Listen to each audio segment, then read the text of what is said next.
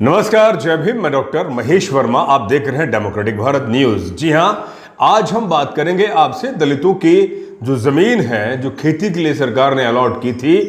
उस जमीन पर भी आज तक कई जगह पर जो खासतौर पे जो सामंती जातियां हैं, जातिवादी जातियां हैं, उन्होंने कब्जा कर रखा है और प्रशासन बिल्कुल नींद में सोया हुआ है। और जो जनप्रतिनिधि हैं, वो खासतौर पे अगर दलित समुदाय के लोग हैं, वो भी इस पे बेपरवाह हैं। वो सिर्फ और सिर्फ दलितों से वोट लेना चाहते हैं, लेकिन उनका दर्द, उनकी पीड़ा और उनका जो संघर्ष है, उस पर वो साथ नहीं देते। मामला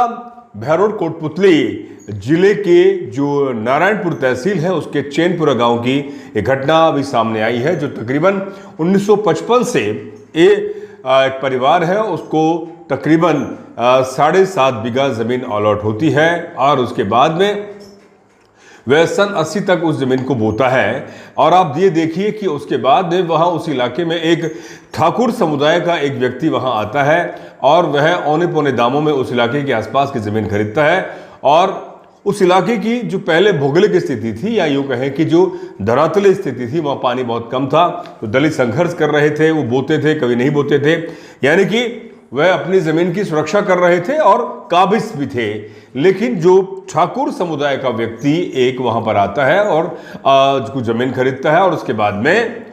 बाद में वो जो दलित समुदाय की जमीन है उस पर भी वो काबिज हो जाता है, यानी कि कब्जा कर लेता है। दलित समुदाय सन 80 से इस लड़ाई को लगातार लड़ता आ रहा है। उनके बाप दादा लड़ते आ रहे थे, लेकिन आज भी उनकी जमीन पर किसी भी तरह से कोई उन्हें कब्जा नहीं मिला है। तो तस्वीर आप मेरे पीछे आप जो देख रहे हैं, उसमें साफ दिख रहा है कि जो दलित समुदाय के लोग हैं, वो लंबा संघर्ष करने को तैयार हैं और वे रेवेन्यू बोर्ड से लेकर जिला प्रशासन, एडीएम, तहसीलदार, पटवारी तक अपनी अर्जी लगा चुके हैं। और 183 बी के तहत मामला दर्ज हुआ, उसका फैसला भी दलित समुदाय के पक्ष में आया जिनकी जमीन है। लेकिन आप देखिए कि इस पूरे तंत्र में जो रेवेन्यू या जमीन के जो मामलात जो हैं, जो विभाग है, उसमें बहुत ज्यादा भ्रष्टाचार है और ऊपर से लेकर नीचे तक लगभग सभी संलिप्त हैं और सभी मिले हुए हैं, क्योंकि इनके जो फैसला है कोर्ट से बहुत लंबे दिनों के बाद आता है, जब तक एक पीढ़ी या 2 पीढ़ी खप जाती है। आप समझे कि देर से मिला हुआ न्याय कोई न्याय नहीं होता, वो पूरी तरह से अन्याय ही होता है। और अब ये जो जमीन की जो लड़ाई है, उसको लड़ने के लिए दलित समुदाय लंबा संघर्ष कर रहा है। आप समझे कि इन्होंने 2023 सितंबर में 183 बी के तहत मामला दर्ज कराया। काश्तकारी जो अधिनियम है उसके तहत मामला दर्ज करवाते हैं। उस पर 2 साल बाद फैसला आता है और 2 साल फैसला आने के बाद में 12 मार्च 2025 को उनके पक्ष में फैसला आता है और 14 मई को डेट मिलती है कि हम आपको कब्जा दिलवा देंगे। अब देखें, 14 मई को पुलिस जाब्ता वहां पहुंचता है, लेकिन जो तहसीलदार है या नायब तहसीलदार है, पटवारी है, वो विभाग के लोग वहां नहीं पहुंचते और कहीं ना कहीं वो ये इंतजार कर रहे थे जिन्होंने इस पर कब्जा कर रखा है उनके पक्ष में कुछ ना कुछ ऐसी बड़ी कार्रवाई हो जिससे दलित यहां से भाग खड़े हों। और ऐसा ही होता है। 4 साढ़े 4 बजे कोर्ट का एक स्टे आता है, एडीएम कोर्ट का, और ये फरमान सुना दिया जाता है कि अब इस मामले में फिलहाल को स्टे है और जो स्थिति बनी हुई है वही यथा स्थिति बनी रहेगी। अब आप समझे कि 12 मार्च को फैसला आता है 183 बी के तहत। 14 मई को पूरा ये निर्धारित हो जाता है कि एसपी, कलेक्टर और पूरी टीम गठित करके स्थानीय पुलिस थाने के लोग वहां पर पहुंचेंगे और दलितों को जमीन का कब्जा दिलवाएंगे। लेकिन स्थानीय विधायक देवी सिंह जो है वो खुद ठाकुर समुदाय से, राजपूत समुदाय से हैं और जिन्होंने जमीन कब्जा कर रखी है वो भी राजपूत समुदाय से हैं। तो आप समझे कि ये आखिर दलितों के पक्ष में कैसे आता, क्योंकि ये पूरा जो मामला है वो जातीय शोषण का है, उत्पीड़न का है। लंबा संघर्ष ये जो दलित समुदाय है लंबा संघर्ष कर रहा है। और आप देखिए इनकी बच्चे, इनके तमाम हम उम्र के जो तमाम उम्र के लोग इसमें धरना आंदोलन कर रहे हैं। उन्होंने साफ लिखा है कि जमीन दो या जहर दे दो, ये है। और सबसे बड़ी विडंबना बात यह है कि जो तहसीलदार है जिसको एक न्याय प्रिय कार्रवाई करनी चाहिए, तो उसने भी वो कार्रवाई नहीं की। कलेक्टर के पास जब ये पहुंचते हैं, ज्ञापन देते हैं, कलेक्टर से कहते हैं कि जिन लोगों ने निचले स्तर पर जो कार्रवाई नहीं की है, दलितों की, यानी कि जिनकी जमीन की जो पूरा जमाबंदी बोल रही है, उनके कागज बोल रहे हैं, उनका अलॉटमेंट बोल रहा है, उनके पक्ष में जिन पटवारी, तहसीलदार, कानूनगो, तमाम जो लोग हैं, उन्होंने सही तरह से कार्रवाई नहीं करी, तो आपका विभाग उन पर सख्त कार्रवाई क्यों नहीं करता? कलेक्टर कहती है कि यह मामला कोर्ट में है। आप समझें कि ये पूरी प्रक्रिया को इस तरह से फंसा देते हैं कि जो बहुत गरीब है, वंचित है, या यूं कहें कि जो इस पूरी प्रक्रिया को समझता नहीं है, जिसके पास में बहुत ज्यादा संसाधन नहीं है, वो आखिर में इस लड़ाई को छोड़कर चला जाता है। और फायदा उन लोगों का होता है जिन्होंने ऐसी न जाने हजारों लाखों बीघा जमीनों पर कब्जा कर रखा है, और इसमें पूरी तरह से वो भ्रष्ट अधिकारी, कर्मचारी संलिप्त उनका साथ देते हैं। और ऐसा ही बिल्कुल बहरोड कोटपुतली के नारायणपुर तहसील के चैनपुरा गांव की घटना बोलती है और चीख चीख कर कह रही है कि दलित समुदाय की जमीन है, उन्हें सरकार ने अलॉट में दी है, और जो ठाकुर समुदाय का व्यक्ति है उसने उसको कब्जा कर रखा है। और 183 भी, यानी कि सरकार का खुद का आदेश दलित समुदाय के पक्ष में आता है, और एडीएम कोर्ट अपने ही फैसले को ही नकार कर, यानी कि वो स्टे दे देता है। तो अब समझे कि वही अपने फैसले को नहीं समझ पा रहे हैं, या अपने फैसले को नकार देते हैं, तो उसका सीधा सा असर यह है कि जो दलित समुदाय को जो जमीन पे कब्जा मिलना था, वो अभी तक नहीं मिल पाया है। भीम आर्मी, आजाद समाज पार्टी के कार्यकर्ता वहां पहुंचते हैं, एक लंबी लड़ाई लड़ने का संघर्ष करते हैं, और 5 दिन का अल्टीमेटम देते हैं, और कलेक्टर से मिलते हैं कि अगर इस समुदाय को जमीन पर कब्जा नहीं दिया गया तो एक बड़ा संघर्ष होगा, और बड़े संघर्ष के साथ साथ सरकार को, प्रशासन को घेरा जाएगा। और जिन